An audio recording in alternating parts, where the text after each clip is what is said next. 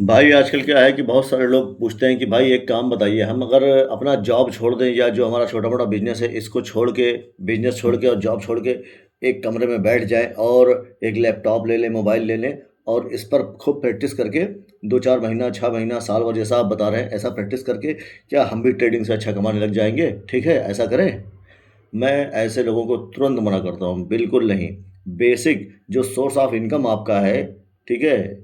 वो कभी बंद नहीं होना चाहिए। उसको बंद करके, चाहे वो जॉब हो, चाहे वो बिज़नेस हो, इसको बंद करके आप ट्रेडिंग के मैदान में उतरने मत आइए, वरना कुछ ही देर आप दौड़ेंगे, उसके बाद नंगे हो जाएँगे, ठीक है?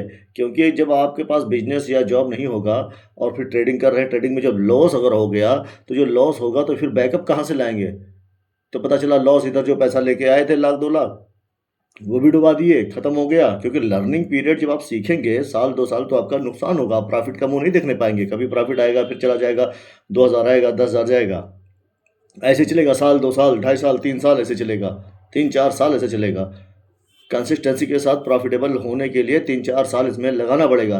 तो पता चला आप लाख 2 लाख रुपए लेके आए, सब बिज़नेस बंद किया, जॉब छोड़ा और बैठ गए और वो भी लॉस हो गया। उसके बाद ना घर के रहे, ना इधर के रहे, ना उधर के रहे। ठीक है? धोबी का कुत्ता, ना घर का, ना घाट का। तो ये हरकत, ये काम बिल्कुल मत करना।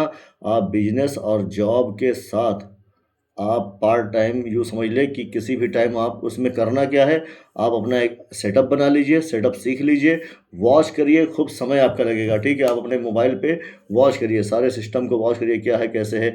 जब आपका बिज़नेस टाइम हट जाए, जॉब टाइम, जब बिज़नेस टाइम से छुट्टी पाते होंगे किसी टाइम, जॉब टाइम से छुट्टी पाते होंगे किसी टाइम, उस समय आप लर्निंग पे फ़ोकस कीजिए, देखिए। कमोडिटी मार्केट शाम को भी चलता है, शाम को रात में 11:30 बजे तक चलता है। भाई बिज़नेस से आपको शाम को 6-7 बजे तक छुट्टी मिल ही जाती होगी, 6-7 तक छुट्टी मिल जाती है सबको।